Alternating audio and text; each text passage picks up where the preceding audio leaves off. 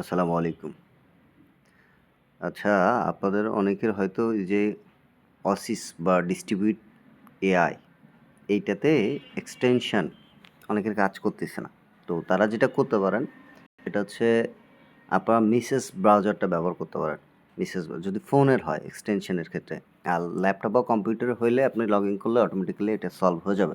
তো যারা বেসিক্যালি ফোনে করছেন কিউই ব্রাউজারে করছেন যারা, তাদেরকে এই প্রবলেমটা তারা অবশ্যই ফেস করছেন। তো তারা ১ম এ এক্সটেনশনটা মিসেস ব্রাউজারে ডাউনলোড করে নেবেন। নেয়ার পরে জাস্ট এখানে ক্লিক হেয়ার দিবেন।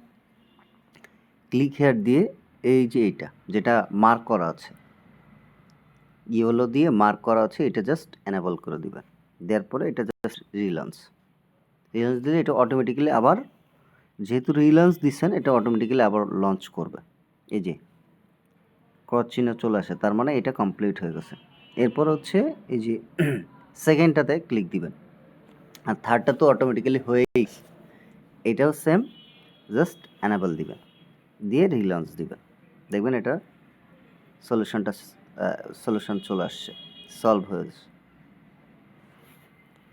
এটা সেখানে এই যে ডিস্ট্রিবিউট, এই যে এখন অলরেডি তারা সাইন ইন করতে বলছে। দেখেন প্রবলেম সলভ হয়ে গেছে। এই যে দেখেন আমি অলরেডি সাইন ইন করে ফেলছি।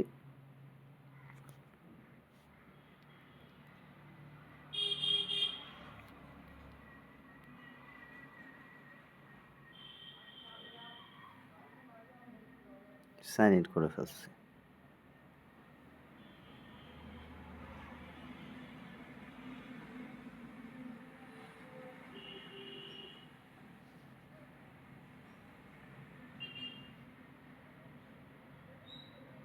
সবাই এইভাবে আপনাদের ইয়েটা কমপ্লিট করে ফেলা। ধন্যবাদ। আসসালামু আলাইকুম।